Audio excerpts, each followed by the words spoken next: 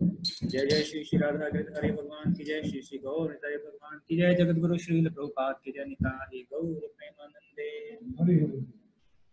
ओम ज्ञानतिमिरान्धस्य ज्ञानाञ्जनशलाकया चक्षुर्मीलितं येन तस्मै श्री गुरवे नमः। जय श्री कृष्ण चैतन्य प्रभु नित्यानंद श्री अद्वैत गदाधर श्रीवासादि गौर भक्त वृंद। हरे कृष्ण कृष्ण कृष्ण हरे हरे, हरे राम राम राम हरे हरे। हरे कृष्ण।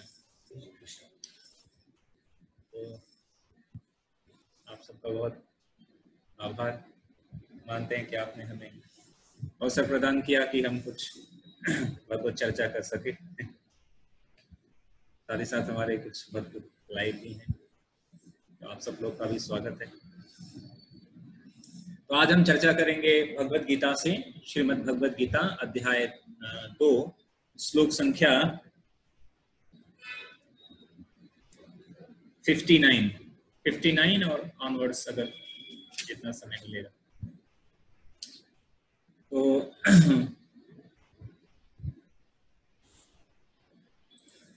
श्लोक संख्या 59। विषया विनिर्वर्तन्ते निराहारस्य देहिनः रसवर्जं रसोऽप्यस्य परं दृष्ट्वा निवर्तते। विषया विनिर्वर्तन्ते निराहारस्य देहिनः रसवर्जं रसोऽप्यस्य परं दृष्ट्वा निवर्तते। इसका अनुवाद इस प्रकार है। देहधारी जीव इंद्रिय भोग से भले ही निवृत्त हो जाए, पर उसमें इंद्रिय भोगों की इच्छा बनी रहती है। लेकिन उत्तम रस के अनुभव होने से ऐसे कार्यों को बंद करने पर वह भक्ति में स्थिर हो जाता है। एक बार फिर से पढ़ते हैं। देहधारी जीव इंद्रिय भोग से भले ही निवृत्त हो जाए, पर उसमें इंद्रिय भोगों की इच्छा बनी रहती है। लेकिन उत्तम रस के अनुभव होने से ऐसे कार्यों को बंद करने पर वह भक्ति में स्थिर हो जाता है। तो यह बहुत ही महत्वपूर्ण श्लोक है भगवद गीता का। तो यहाँ पर भगवान कह रहे हैं, विषया विनिवर्तन्ते, यानी विषय, यानी सब्जेक्ट मैटर, सब्जेक्ट जो है। तो जो विषय है, विषय का मतलब कि हम इस भौतिक जगत में हम जो भी कुछ देखते हैं सुनते हैं वो सब क्या है, विषय ही है। और तो भगवान कह रहे हैं विषया विनिवर्तन्ते। विनिवर्तन्ते का मतलब होता है दूर रहने का अभ्यास, यानी कि जो विषय है हमें उस विषय से दूर रहना है। क्यों दूर रहना है? क्योंकि जब हम विषय में आसक्त हो जाते हैं, जो भी विषय है, तो कहते हैं कि यह जो जब शरीर जो है, आत्मा जब शरीर बदलता है, एक शरीर से दूसरे शरीर में जाता है, तो शरीर तो परिवर्तित हो जाता है, लेकिन जो सूक्ष्म शरीर है वो वही रहता है। इसका मतलब ये है कि अभी हमारे पास जो सूक्ष्म शरीर है वह, अगर हमने इससे पहले मान लो करोड़ों बार जन्म लिया हो पहले, तो उन करोड़ों बार के में जो सूक्ष्म शरीर था वही सूक्ष्म शरीर अभी भी है। और सूक्ष्म शरीर बना हुआ है मन, बुद्धि और अहंकार, ईगो तत्व। तो जो मन है उसमें वो एक स्टोरेज हाउस की तरह है। जैसे अभी हमारा, हम कहते हैं ना कि मेरा मन कर रहा है या मेरा मन अच्छा नहीं है, मेरा मन ये करने को कर रहा है, मेरा मन ये खाने को कर रहा है, मेरा मन ये देखने को कर रहा है, मेरा मन ये सुनने को कर रहा है। तो ये जो मन है ये क्या करता है, अनुभव, एक्सपीरियंस को क्या करता है, स्टोर करता है। It's like a store house. ये जो मन है वो क्या है, स्टोर हाउस है। उदाहरण के लिए मैं बता, जैसे कि अगर किसी ने गुलाब जामुन खाया तो गुलाब जामुन का टेस्ट बहुत अच्छा लगा, इंद्रिय है हमारी जो जीभ है, तो टंग को बहुत अच्छा लगा और उसका कनेक्शन पहुंचा मन के पास, मन को कहा बहुत बढ़िया है। अब अगली बार गुलाब जामुन देखते ही मन कहेगा खाएं क्या, पिछली बार खाया तो बहुत मजा आया। तो मन क्या कर रहा है कि पिछली बार जो गुलाब जामुन खाया था उसका अनुभव उसने क्या कर लिया, स्टोर कर लिया। तो ये जो मन है ये अच्छे अनुभव भी स्टोर करता है, बुरे अनुभव भी स्टोर करता है, क्योंकि मन के पास डिस्क्रिमिनेशन पावर नहीं है। मन ये नहीं कह सकता, लोग कई बार ऐसा कहते हैं ना, देखो भाई मेरा मन जो कहेगा वो मैं ही वही करूंगा। मन को अच्छा लगना चाहिए, लेकिन मन के पास डिस्क्रिमिनेशन पावर नहीं है। किसी व्यक्ति से हम मिले और कुछ ऐसी परिस्थिति हुई कि उस व्यक्ति से हमारा कुछ वाद विवाद हो गया, ठीक है, बहस हो गई। अगली बार जैसे वो व्यक्ति को देखेंगे तुरंत हमारा मन कहेगा अरे वो ठीक नहीं है, उसके पास जाना नहीं, मन ने स्टोर कर लिया। इसी तरह हमने पिछले जन्म में जितने भी कार्य किए हैं उनका अनुभव मन ने स्टोर करके रखा है। सारे जन्मों के मन में वो अनुभव स्टोर है। और इसीलिए इस जन्म में जैसे ही हमें हमारे मन का विषय मिलता है, तो वो विषय मिला तो मन क्या करेगा, तुरंत कनेक्शन स्टेबल कर लेगा, ठीक है, क्योंकि पहले अनेकों जन्मों में हमने सिर्फ यही कार्य किए।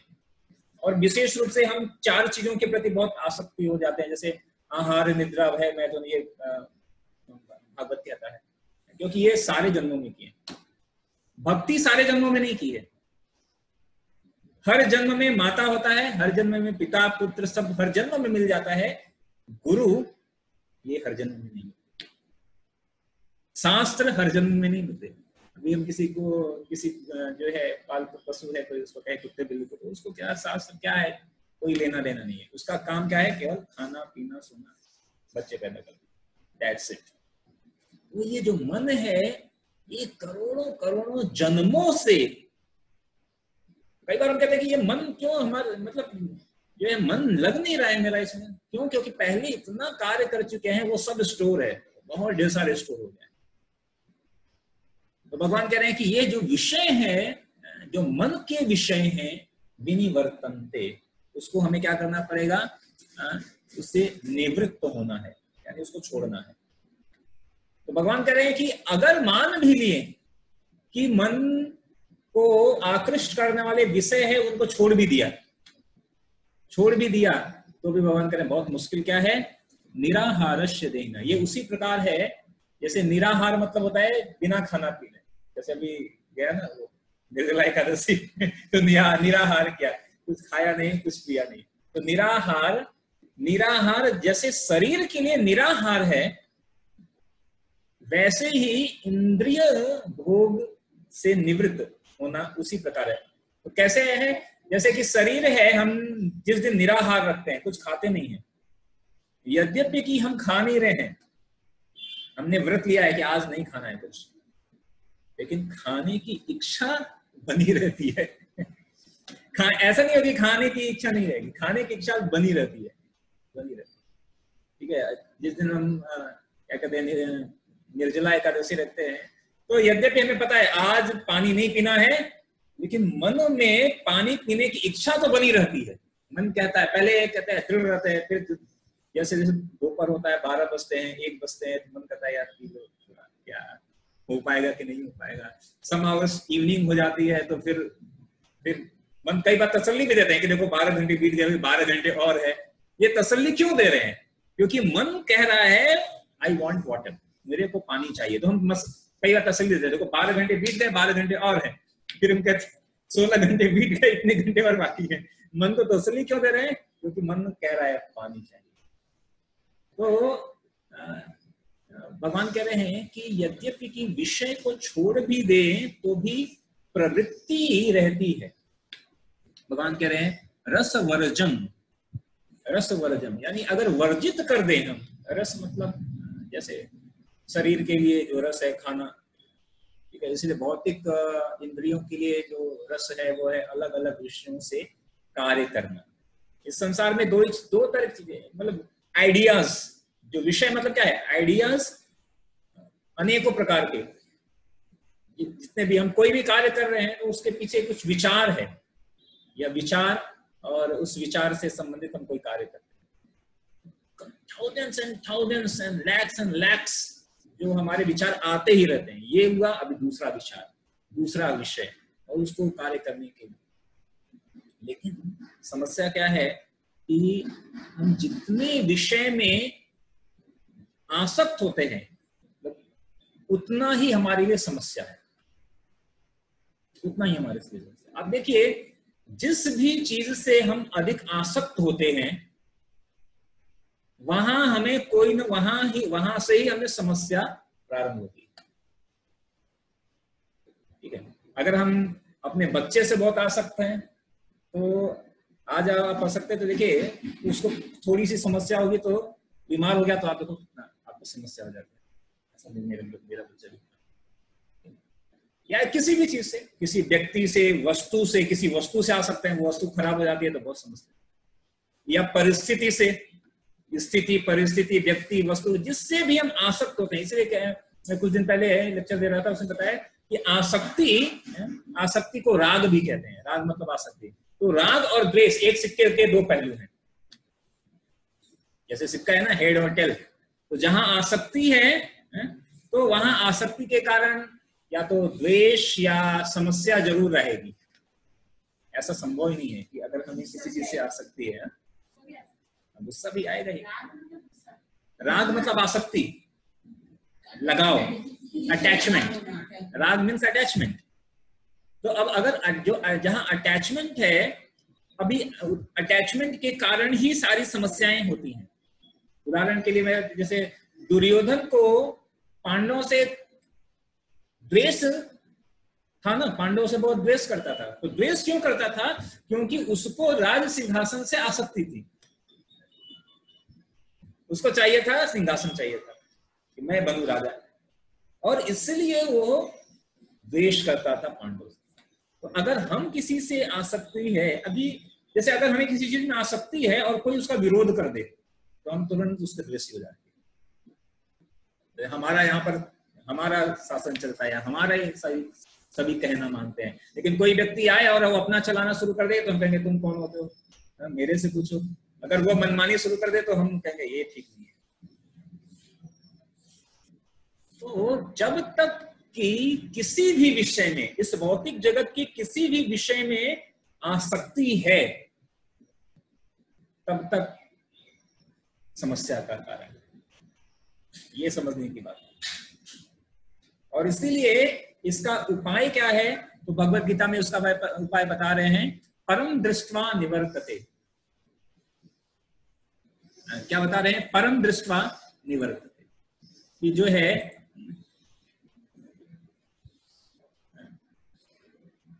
उत्तम रस के अनुभव होने से ऐसे कार्यों को बंद करने पर वह भक्ति में स्थिर हो जाता है। कि जब हमें क्या करना पड़ेगा, कई बार लोग ऐसा कहते हैं कि कोई विशेष रूप से जो योगी होते हैं, योगी और ज्ञानी के, तो वो क्या कहते हैं, अगर किसी चीज में मन बहुत आसक्त तो क्या करो, मन वहां से हटा दो, कार्य करना बंद कर दो, उसको देखना बंद कर दो, सुनना बंद कर दो, सब कुछ। लेकिन ये कृत्रिम है, क्योंकि हम जो आत्मा है वो सक्रिय है, उसे कुछ न कुछ कार्य तो चाहिए ही, तो कुछ न कुछ तो कार्य करेगा। अगर वो उसको खाली बैठा दो, तो हिंदी में कहावत कहते हैं ना, खाली दिमाग शैतान का घर। अगर आपको कुछ करने को नहीं है तो आप डिस्ट्रक्टिव काम ही करेंगे, कंस्ट्रक्टिव नहीं कर सकते। तो बेस्ट क्या है कि कुछ न करने से अच्छा है कि कुछ पॉजिटिव करें। तो भगवान यहाँ पे बता रहे हैं कि जब तक कोई आध्यात्म को प्राप्त न हो, यानी आध्यात्मिक विशेष रूप से भक्ति के कार्य में न लगे, तब तक आप चाहे कितने भी विषय में और कितने बड़े से बड़े विषय में भी अगर आप कार्य करें। जैसे कल मैं लेक्चर दे रहा था तो भगवान बता रहे हैं कि 4 प्रकार के अधम हैं, उनमें से एक अधम उन्होंने बताया माया अपहृत ज्ञान। माया अपहृत ज्ञान कैसे करें? ये भगवान के पास नहीं आते हैं। माया अपहृत ज्ञान मतलब प्रभुपाद कहते हैं जैसे साइंटिस्ट हैं, they are very very intellectual, लेकिन वो भगवान को नहीं मानते हैं। बड़े बड़े दार्शनिक हैं, बड़े बड़े साहित्य लिखते हैं, ठीक है, बड़े बड़े साहित्य लिख देंगे, लेकिन दे डोंट एक्सेप्ट कृष्ण। बड़े बड़े ज्ञानी हैं, बड़ी बड़ी कविताएं लिखेंगे, बड़े बड़े साहित्य लिखेंगे, बड़ा बड़ा इन्वेंशन कर देंगे, but they don't accept lord. करें ये क्या है? माया अपहृत ज्ञान। माया ने उनके ज्ञान को शून्य कर दिया। क्यों? क्योंकि वह विषय में लगे हुए हैं, विषय ऐसा। तो आगे यहाँ पर प्रभुपाद ये कह रहे हैं कि विधि विधानों द्वारा इंद्रिय भोग को संयमित करने की विधि ऐसी है, जैसे उदाहरण दे रहे हैं कि जैसे कोई रोगी है और उसको बोला गया है कि तुम तला हुआ चटपटा मत खाओ, लेकिन तो उसको बैन है, नहीं खाना है उसको, लेकिन अंदर से उसकी इच्छा है कि खाऊं। अगर किसी को डायबिटीज हो जाए तो उसको शुगर मना है, लेकिन मिठाई खाने की इच्छा उसकी खत्म नहीं होती है।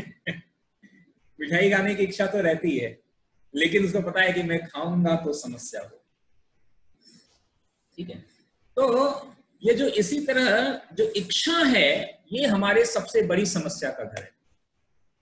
डिजायर, ये डिजायर है जो हमें भगवान के यहां से, भगवान के धाम से यहां लेकर आया। डिजायर, इच्छा। तो कौन सी इच्छा? भगवान से अलग होकर एंजॉय करने की इच्छा। ये हमें वहां से लेकर यहां तक आया। लेकिन ये कभी नहीं हो सकता कि हम इच्छा शून्य हो जाएं। इच्छा, जैसे कोई, अगर हम कहते हैं ना कि मेरे मन में कोई विचार नहीं आए, लेकिन कोई विचार न आए ये भी एक विचार है नहीं? कोई कहे कि आप, मैं ऐसा करूंगा। कई बार लोग ऐसा कहते हैं कि आप क्या करो, सामने कुछ प्रकाश ऐसा कर देते हैं, आप उसके ऊपर विचार शून्य होकर उसके ऊपर फोकस करो। That's not possible। पॉसिबल है क्या? अगर हम कह रहे फोकस कर रहे हैं, लेकिन जिन फोकस कर रहे हैं वो एक विचार है। क्या विचार? कि मेरे को फोकस करना है। दिस इज ऑल्सो डिजायर, ये भी एक विचार ही है ना, कि मेरे को विचार शून्य होना है, यह भी एक विचार है। तो अल्टीमेट यह है कि ये विचार समाप्त कभी नहीं हो सकते। तो भगवान क्या कर रहे हैं? परम दृष्टवा निवर्तते को। परम दृष्टवा निवर्तते मतलब इस विचार को आप मोल्ड कर दो। अभी तक हम जितने विचार कर रहे हैं सिर्फ अपने लिए कर रहे हैं, अपने इंद्रिय के को बढ़ावा देने के लिए कर रहे हैं। लेकिन अब हमें क्या करना है? इस विचार को मोल्ड करके किसके लिए करना है? राधा गिरधारी के लिए करना है। दैट इज द परम दृष्टवा निवर्तते। दैट इज द कृष्ण भावनामृत। ये कृष्ण भावनामृत, और ये एक तरह से वास्तविक रूप में जो जीवन है वो भक्ति का जीवन ही वास्तविक जीवन है। कई बार लोग कहते हैं ना कि भक्ति क्या करे, हमसे होनी है। नहीं, real life is the devotional life. अभी हम जो जीवन जी रहे हैं डैड, वो आर्टिफिशियल लाइफ, ये आर्टिफिशियल लाइफ है। ठीक है, ये हम उसको कृत्रिम बना कर। रियल लाइफ जो है वो भक्ति की लाइफ है। क्यों? क्योंकि रियल लाइफ हमें रियल आइडेंटिटी बताती है। आर्टिफिशियल लाइफ हमें रियल आइडेंटिटी से तो दूर करती है। अभी हम जो लाइफ स्टाइल जीते हैं उसमें हमको ये याद नहीं आता है कि हम आत्मा हैं। हम मोबाइल लेते हैं और सेल्फी लेते हैं। हम सेल्फी लेते हैं, हम सबको सेल्फी लेना क्यों अच्छा लगता है? क्योंकि हम उसमें अपने आप को देखते हैं और हम देखते हैं कि देखो कितना मैं अच्छी हूं, कितने अच्छे हैं। तो क्या हम उसमें आत्मा को देख रहे हैं? हम देख रहे हैं कि नहीं, मेरा शरीर कितना अच्छा है, ठीक है, या मैंने कितने अच्छे सुंदर कपड़े पहने हैं, वो हम दिखाना चाहते हैं। तो ये जो लाइफ स्टाइल है ये क्या है? आर्टिफिशियल। क्योंकि वहां पर हम आत्मा है इसको भुलाने की बात कर रहे हैं। एंड भक्ति जो है ये बताने की कि हम वास्तविक आत्मा है, उसको जागृत करने की बात कर रहे हैं। तो हालांकि ये इट्स वेरी डिफिकल्ट प्रोसेस, ये कठिन है। क्योंकि आज ही एक वक्तव्य में सुन रहा था, उसमें बता रहे थे कि जो 4 कुमार हैं, चतुष कुमार, उनके एक पिता हैं ब्रह्मा जी, मानस पुत्र हैं ब्रह्मा जी के। तो उन्होंने ब्रह्मा जी से प्रश्न पूछा, और ब्रह्मा जी से उन्होंने प्रश्न पूछा कि जो है कि जो विषय है वो मन में घुस जाता है और मन विषय में चला जाता है, विषय मन में और मन विषय में ऐसे शामिल हो जाता है, हमें पता नहीं चलता। जैसे हमारा जो मन है वो किसी न किसी विषय में लगा हुआ है। तो अगर आप ऑब्जर्व करिए कि देखिए हमारा मन किस किस विषय में लगा हुआ है, यानी हमारा मन क्या क्या सोच रहा है, 24 घंटे हमारा मन कहाँ कहाँ पे लगा हुआ है, ABCD सब सुबह से लेकर शाम तक देखें तो हम देखेंगे कि जितने जितने विषयों में हमारा मन लगा है, अब ऑब्जर्व करने की है कि ये विषय ये आध्यात्मिक है या भौतिक धरातल पर है, या इस विषय में मन लगाने से हम भगवान की तरफ कुछ आगे एक कदम बढ़ रहे हैं, या हम वहीं के वहीं हैं या पीछे जा रहे हैं। ये हमें ऐसे बार बार हमें देखना पड़ेगा। भगवान कह रहे हैं कि यह बहुत ही महत्वपूर्ण है कि उपाय क्या बता रहे हैं, किंतु जिसने कृष्ण भावनामृत के पथ पर प्रगति के क्रम में परमेश्वर कृष्ण के सौंदर्य का रसास्वादन कर लिया है, उसे जड़ भौतिक वस्तु में कोई रुचि नहीं रह जाती। तो हम यहाँ देखिए सर, बहुत हम यहाँ जो भी चीज देख रहे हैं वो जड़ है, इट्स नॉट चेतन, कॉन्शियसनेस नहीं है, ठीक है। और भगवान ने जो बनाया है वो सब चेतन है, ठीक है। भगवान ने हमें बनाया है, वी आर कॉन्शियसनेस, हम सब में चेतना है, और हमने जो कुछ बनाया है ये सब जड़ है। तो भगवान की सृष्टि चेतनमय है, और हम जो बना रहे हैं आर्टिफिशियली वो जड़ चीज। तो महत्वपूर्ण ये है कि हम जब तक हायर टेस्ट, आज का जो टॉपिक है वो है हायर टेस्ट कैसे लिया जाए। जब तक हायर टेस्ट नहीं आएगा तब तक लोअर टेस्ट नहीं जाएगा। लोग कह रहे हैं कि मेरे उसमें कार्य मन नहीं लगता है। क्यों नहीं लगता है? क्योंकि आपको उसमें टेस्ट नहीं आ रहा है। अभी हमारा टेस्ट, जैसे किसी व्यक्ति को पार्टीज में जाना अच्छा लग रहा है, उसको कीर्तन करना अच्छा नहीं लग रहा है, ठीक है। तो पार्टीज में जाना इसलिए क्योंकि उसको उसमें कुछ तो टेस्ट आ रहा है, कुछ तो उसको वहां पे एंजॉयमेंट आ रहा है। तो जब तक हमने उससे हायर टेस्ट हम कहीं उसको न दें तब तक उसको छोड़ नहीं सकता, तब तक उसे छोड़ नहीं सकता। तो हमें क्या करना है, जो और ये हायर टेस्ट आएगा कहां से? ये केवल और केवल भक्ति में ही, या केवल भक्ति में ही जो हायर टेस्ट है। तो जब तक हम इसका अनुभव नहीं करेंगे तब तक जो लोअर टेस्ट है, लोअर टेस्ट विषयों का, उनमें हम ऐसे फंसे रहेंगे, और धीरे धीरे हमारा जो समय है, शक्ति है, सामर्थ्य है, वो सब क्षीण होता जाएगा, ये क्षीण होता जाएगा। तो हमें क्या करना है, हायर टेस्ट को डेवलप करना है, उच्च स्वाद। अब किसी को कोई बाहर वो क्या कहते हैं, सड़क के किनारे वो ठेले लगाते हैं, कोई वहां पे चाट समोसा खा रहा है, लेकिन उसके बाद अगर उसको कहीं और जगह का समोसा खिला दो जो उससे अधिक अच्छा है, तो वो वहां क्यों जाएगा, कहेगा अरे यहाँ खाएंगे, ठीक है। तो अभी हमारा जो रुचि है, टेस्ट है, वो भौतिक चीजों में बनी हुई, भौतिक व्यक्ति, वस्तु, इन सब में बनी हुई है। भगवान की तरफ हमारी जो है आसक्ति अभी नहीं है, वास्तविक रूप में देखा जाए, या अगर है तो पार्शियली है, तो पार्शियल आसक्ति है हमारी भगवान, या कह सकते हैं जैसे कहते हैं ना, भगवान के 4 प्रकार के लोग आते हैं, आर्थ, जिज्ञासु, अर्थार्थी। तो हम चाहते हैं कि हम कुछ भक्ति करें, इसलिए करें कि ये कार्य हो जाए, इसलिए करें, ठीक ठाक चलना चाहिए, लाइफ सेटल होनी चाहिए, बढ़िया से लाइफ चलनी चाहिए, परिवार अच्छे से चलना चाहिए, धन अच्छे से आना चाहिए, इसलिए हम भक्ति करते हैं। दैट इज नॉट ऐसे भगवान उनका भी स्वागत करते हैं, कुछ नहीं तो कुछ नहीं, वो भी ठीक है। लेकिन वास्तविक अगर हमें चाहिए तो वास्तविक भक्ति है टोटल सरेंडर, भगवान की प्रसन्नता के लिए पूर्ण शरणागति से कार्य करना। तो आज भगवान यहाँ पर यही बात कह रहे हैं। तो आगे कह रहे हैं, अतः आध्यात्मिक जीवन में ये सारे प्रतिबंध अल्प ज्ञानी नौ दीक्षितों के लिए है। ऐसे प्रतिबंध तब तक ठीक है। तो यहाँ पे कह रहे हैं कि मोस्टली आज का टॉपिक यह है कि हायर टेस्ट हमें लेना है, हायर टेस्ट, आध्यात्मिक जीवन का हायर टेस्ट। देखिए यहाँ पर भौतिक जीवन में जितने भी टेस्ट हैं या आनंद है वो क्या है, वो धीरे धीरे कम होता है। कहते हैं ना, जैसे कि अगर मैं इसको ऐसे ऊपर फेंकूं तो क्या होगा, ये नीचे आएगा।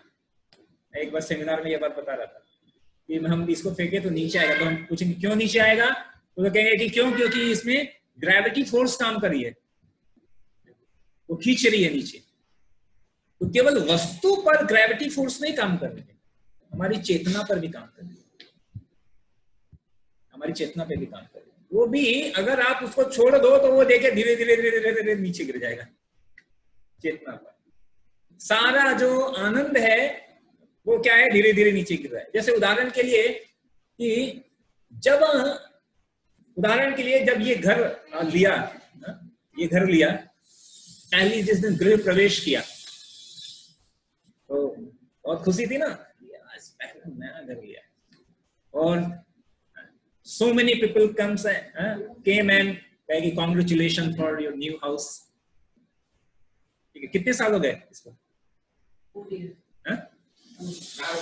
4 साल हो गए।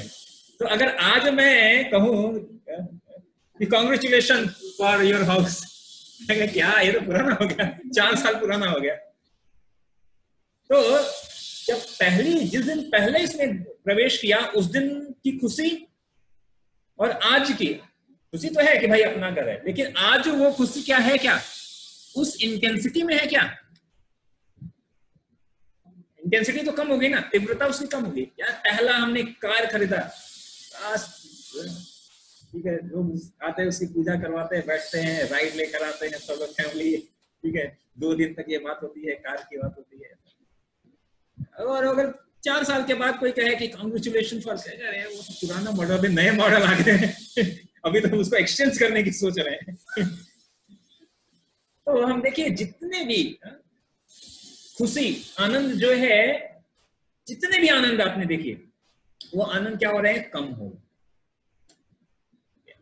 हम पहली बार हम कोई एग्जाम पास किया, क्वालिफाई किए, या फर्स्ट में हमारी जॉब लगी उस दिन, और क्या खुश थे। लेकिन उसके बाद व्यक्ति को वो खुशी धीरे धीरे क्या हो रही है, धीरे धीरे धीरे धीरे डाउन होती है। ये है भौतिक, हर चीज डाउन हो रहा है। जैसे ऊपर फेंकी हुई वस्तु नीचे गिर रही है ग्रेविटी के फोर्स के कारण, उसी तरह सारी खुशी वो भी क्या है, डाउन हो रही है, डेप्रिशिएशन हो रहा है। इसी तरह चेतना में भी डेप्रिशिएशन होता है, चेतना भी कम धीरे धीरे कम होती जाती है। अगर आप चेतना को बनाए रखने के लिए काम नहीं करेंगे तो चेतना भी क्या होगी, डाउन होती जाएगी। कृष्ण भावनावेद क्या है, यह है चेतना को हमेशा हायर रखने का, हायर टेस्ट देने का।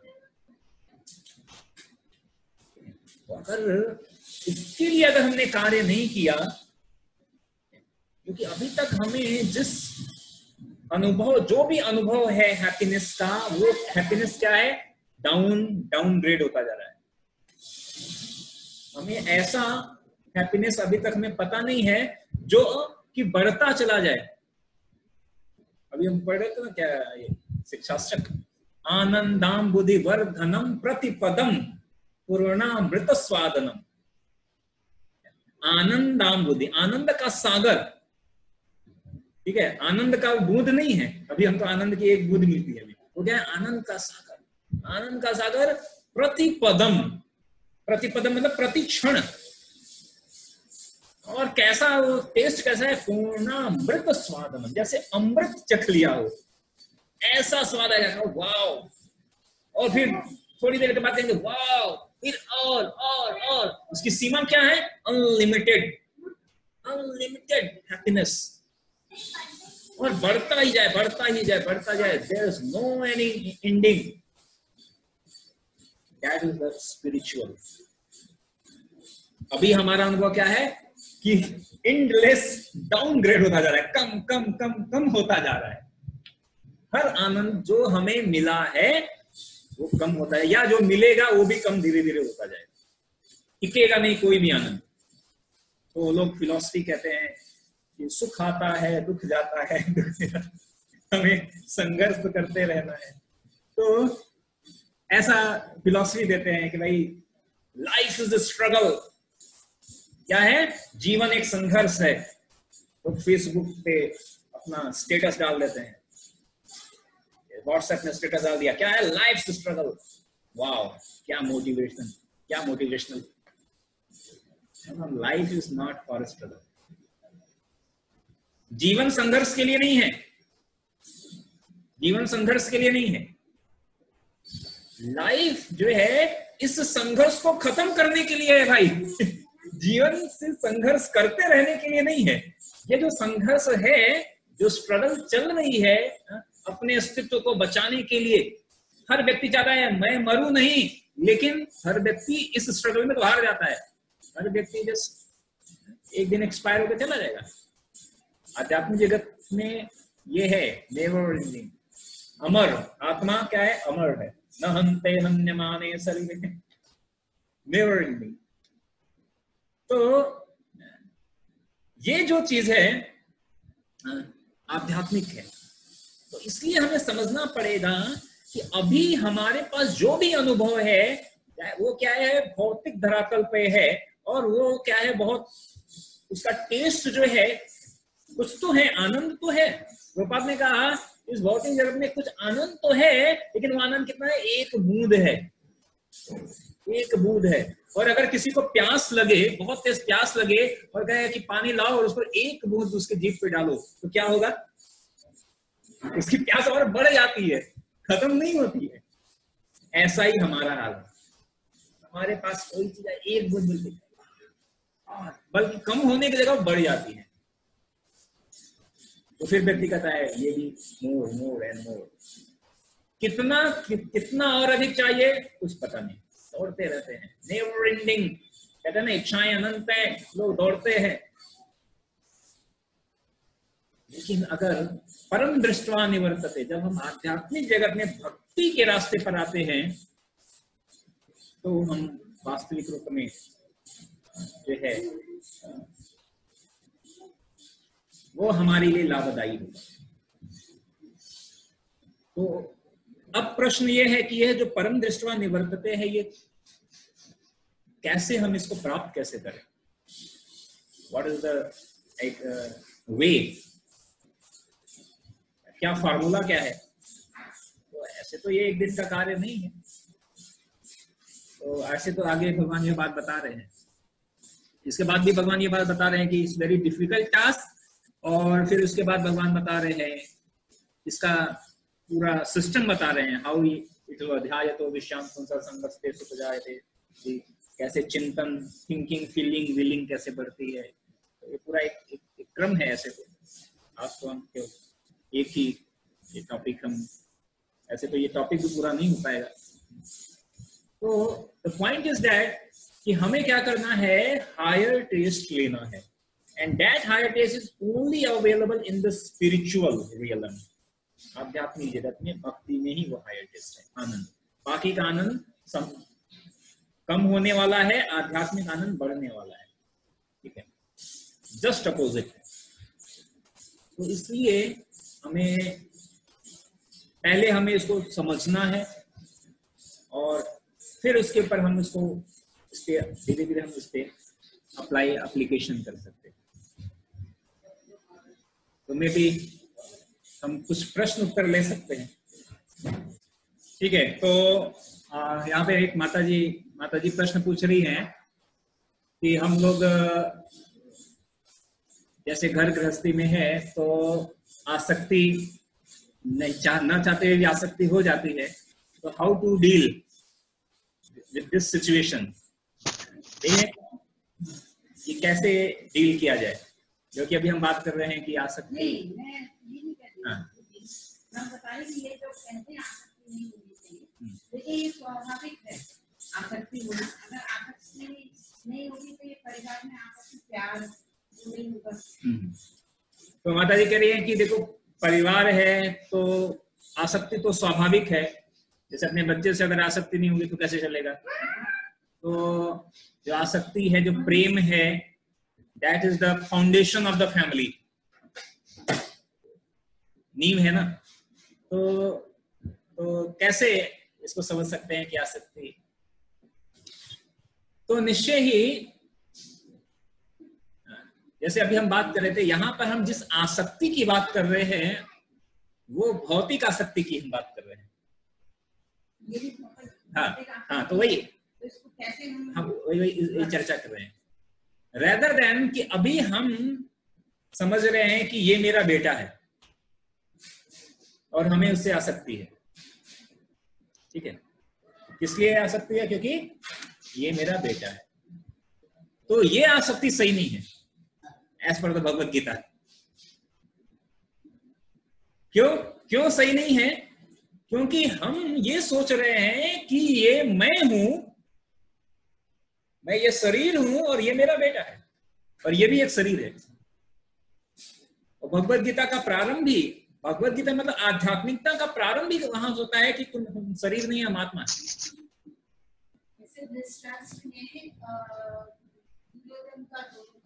उनको अपने पुत्र के लिए आसक्ति की, इसलिए उन्होंने रॉन्ग को बढ़ावा दे दिया। यही ये गलत है, इसीलिए ये आसक्ति गलत है, क्योंकि वो इतने ज्यादा अपने पुत्र प्रेम से वो थे कि गलत उन्होंने करने दिया। ऐसी नहीं होनी चाहिए। हाँ, एक्चुअली आसक्ति यही, वही मैं कह रहा हूँ, ये भौतिक, ये आसक्ति जो मैं उदाहरण दिया कि ये मेरा बेटा है, ठीक है, और ये आसक्ति सही नहीं है। क्या आसक्ति, वास्तविक आसक्ति क्या होनी चाहिए? ये नहीं कि ये मेरा बेटा है, दैट्स ओके, बट हमें ये समझना चाहिए कि ये मैं, ठीक है, मैं भी आत्मा हूं। भगवान ने मुझे, ठीक है, यह शरीर दिया हुआ है, लेकिन यह शरीर या मैं भी भगवान की सेविका हूं और भगवान ने कृपा करके मुझे ये बेटा दिया है, ये भी भगवान का अंश है, भगवान का सेवक।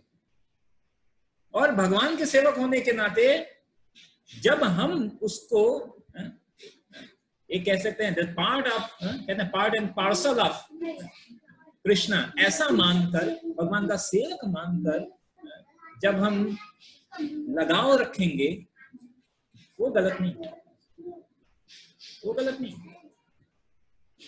ये गलत नहीं कह रहा है कि एक माँ है वो अपने बच्चे को परवरिश नहीं है, शास्त्र तो इसकी बात कहता है ना, ये तो जाहिर सी बात है, करना ही है।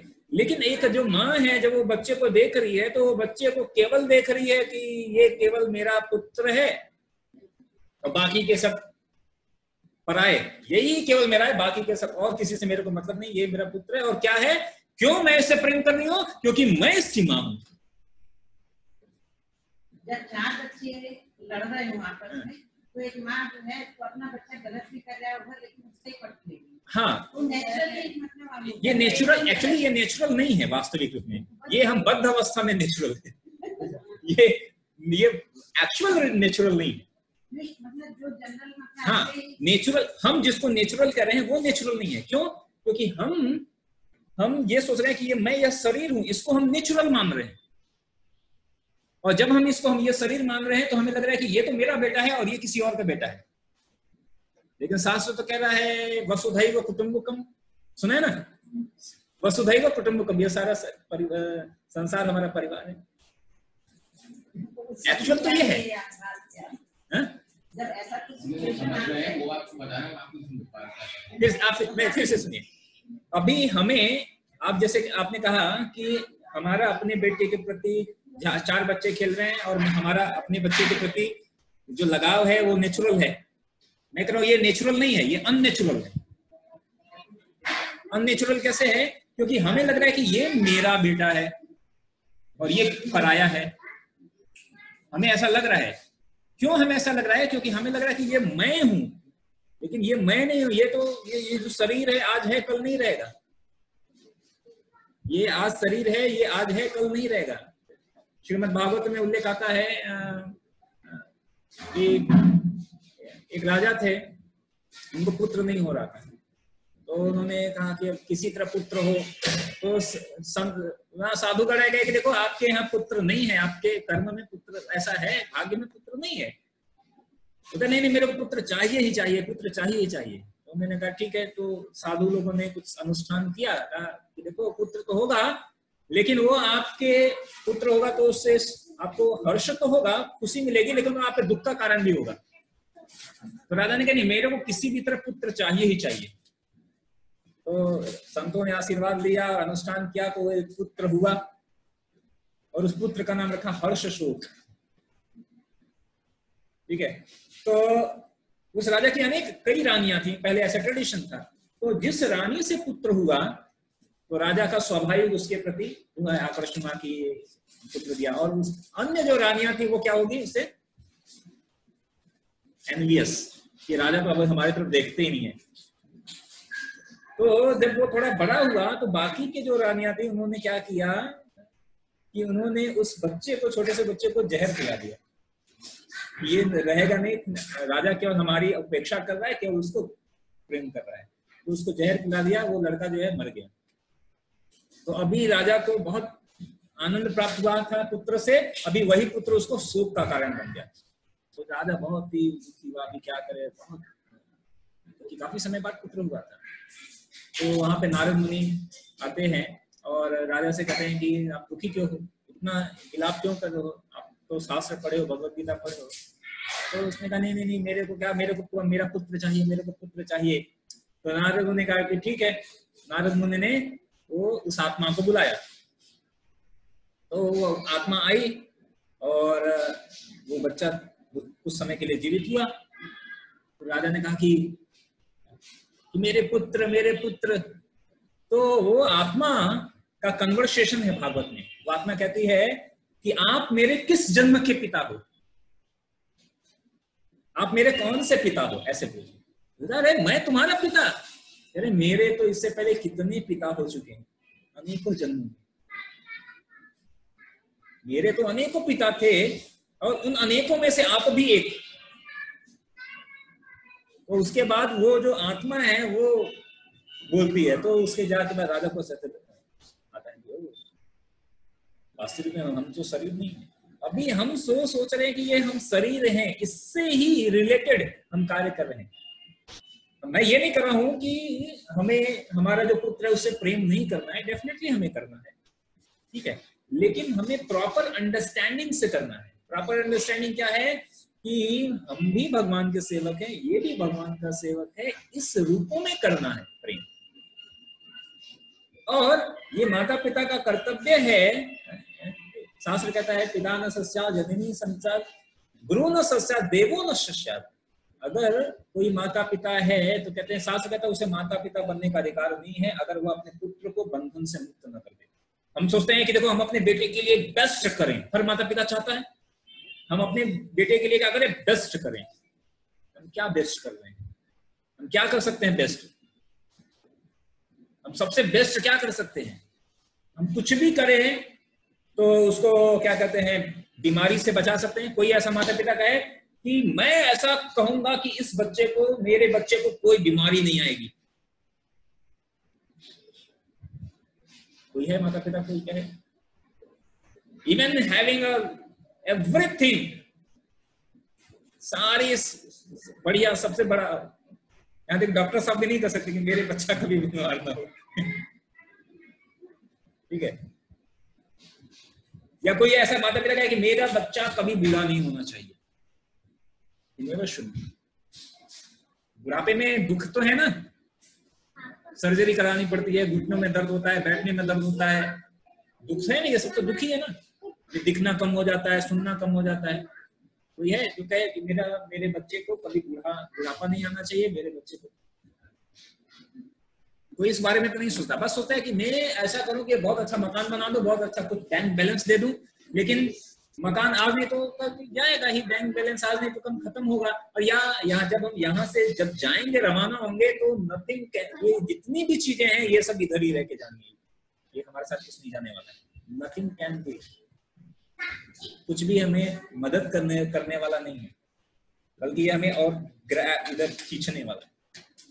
तो जो रियल फादर या रियल मदर है वो ऐसा कार्य करेगा जिससे कि इसको इस कहते हैं ना कि वो ये जो बंधन इससे मुक्त हो जाए, उसको शाश्वत जीवन मिल जाए, एक ऐसा जीवन जहां पर चिंता नहीं है, बीमारी नहीं है, जहां पर किसी प्रकार का कोई दुख नहीं है।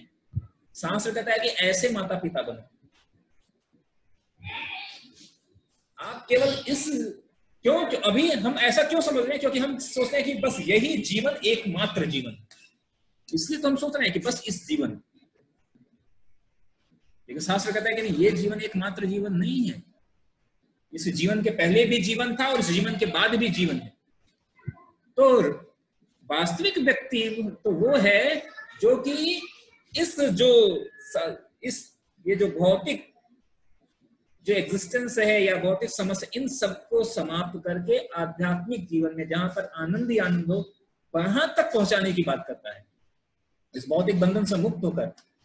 तो शास्त्र कहता है वो वास्तविक माता है, वो वास्तविक पिता है, वो गुरु है।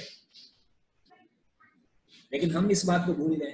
अभी हमें लगता है कि बस ये जो है, ये जो सर्कमस्टेंस है, ये जो स्थिति है, ये पर दैट इज गुड ओनली, बस इसको किस तरह अच्छा बना सके, आज कितना है कल कितना अच्छा बना सके, या कुछ 2-4 सालों तक या 10 सालों के लिए, 50 सालों के लिए कितना अच्छा बना सके। लेकिन जीवन केवल 50 साल का नहीं है, जीवन केवल 100 साल का नहीं है, जीवन इसके बाद भी है, जीवन इसके बाद भी है। उसका क्या? बाकी के तो लोग जा रहे हैं, जो चले गए उनका क्या? उनका क्या? हम अपने माता से बहुत प्रेम करते थे, वो चली गई, अभी उनका क्या? खत्म, वो प्रेम खत्म। जैसे अगर हम जैसे होते ना कि हम अपने माता पिता से प्रेम कर रहे हैं, अभी वो चले गए, मान लिया दादाजी से बहुत प्रेम करते थे, अभी जब तक थे दादाजी तो हम कहते थे जान छिड़कते, दादाजी चले गए, खत्म प्रेम। अभी क्या, वो अभी तो अब याद नहीं करते, बस वो तिथि आती है उस दिन बस ऐसे हाथ जोड़ देंगे, हार पहना देंगे, बस खत्म। Nothing now we can do, क्योंकि हम समझ रहे हैं कि बस वो गया खत्म, यहां से गया खत्म, अभी बस, और अभी जो है बस वही है हमारे, और कोई नहीं। भगवद गीता ये बात नहीं कह रहा है, हम तो शाश्वत जीवन की बात करें। आत्मा क्या है? आत्मा तो हम सबको पता है ना, आत्मा शाश्वत है, सत और चित आनंद का बना है। सत मतलब वो शाश्वत है, चित मतलब ज्ञान जो है, full of eternity, full of knowledge and full of bliss। जब हम इसको आधार लेकर जब हम प्रेम करते हैं, प्रेम करना गलत नहीं है, लेकिन अभी हमारा प्रेम का जो ऑब्जेक्ट है, देखिए प्रेम का ऑब्जेक्ट हमारा शरीर है, प्रेम का ऑब्जेक्ट शरीर की जगह हम आत्मा को जब बना लें, दैट इज द एक्चुअल। अभी हम जिसे कह रहे हैं प्रेम, वो प्रेम भी नहीं है, that is not a love. क्यों? क्योंकि प्रेम शाश्वत है, प्रेम is eternal things. And how temporary, इस टेम्पररी शरीर से इटर्नल प्रेम कैसे कर सकते हैं? अगर हम किसी से प्रेम कर रहे हैं, या तो प्रेम करने वाला चला जाएगा या हम चले जाएंगे, हम दोनों में से कोई ना कोई चला जाएगा, तो खत्म प्रेम। फिर कहां रहा प्रेम? हम किस प्रेम की बात कर रहे हैं? हम कह रहे हैं कि हमें ये बहुत, इससे बहुत प्रेम करते हैं, बहुत प्रेम करते हैं, वो चला गया, ये कहां गया? वो प्रेम कहां गया? तो शाश्वत प्रेम, इटर्नल लव जो है, वो केवल इटर्नल शाश्वत प्रेम शाश्वत वस्तु से ही हो सकता है। टेम्पोररी चीजों से कैसे करेंगे प्रेम? तो वो टेम्पोररी प्रेम हुआ, टेम्पोररी है, आज है कल नहीं है, खत्म। जब तक तुम मेरे साथ हो, कहते हैं, तब तक प्रेम है, तुम गए अब बस खत्म प्रेम, वो नहीं है।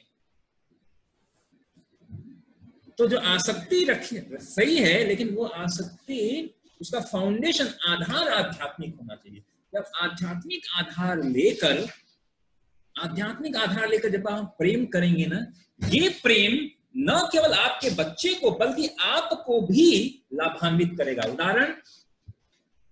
उदाहरण है ध्रुव महाराज। ध्रुव महाराज की माता ने कहा बेटा उधर भगवान मिलेंगे, जाओ। बस इतना ही बोला, एक रास्ता दिखा दिया। शास्त्र बताते हैं कि एक पथ प्रदर्शक गुरु भी होता है।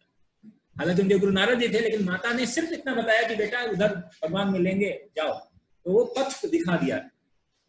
बाद में ध्रुव महाराज को भगवान प्राप्त हो गए और जीवन के जब अंतिम समय, जब भगवत धाम जाने की बात हुई, तो ध्रुव महाराज जाने लगे तो सोचने लगे कि अरे मैं तो भगवान की कृपा से जा रहा हूं, भगवत धाम जा रहा हूं, लेकिन इसके पीछे क्या है कि मेरी माता ने मुझे रास्ता दिखाया। अगर मेरी माता ने कहा नहीं होता तो मैं नहीं जाता। तो मेरी माता का क्या हुआ, ऐसा मन में विचार कर रहे थे। तो जो विष्णु थे तो उन्होंने कहा चिंता मत करो, आपके आगे जो प्लेन जा रहा है ना, उसमें आपकी माता बैठी हुई है। आपकी माता आपसे पहले जा रही है, ठीक है। उन्होंने कहा आपकी माता आपसे पहले जा रही है क्योंकि आपकी माता ने आपको रास्ता दिखाया। तो दैट इज एक्चुअल लव। एक माँ का लव क्या, प्रेम क्या है कि उसने ऐसा प्रेम दिखाया कि उसका जो बच्चा था वो जन्म मृत्यु से, मतलब उसके लिए भगवान ने पूरा एक प्लैनेट बना दिया भाई, ध्रुव लोक। एक ऐसा प्लैनेट बना दिया कि कभी वहां पे प्रलय कभी आने वाली नहीं है। ऐसा प्लैनेट बना दिया, बताओ भगवान ने। किसके कारण? वो माँ ने बताया बेटा इधर जाना। वो है ना प्रेम। तो हमें वो प्रेम सीखना। पहले हम एक बचपन थे तो हम लोग एक कविता पढ़ते थे, हमारी स्कूल की डायरी में लिखा जाता। तो उसमें लिखा था बालक ध्रुव प्रहलाद बने हम, मानवता का त्रास हरे हम, सीता सावित्री माँ फिर घर घर घर पर दे।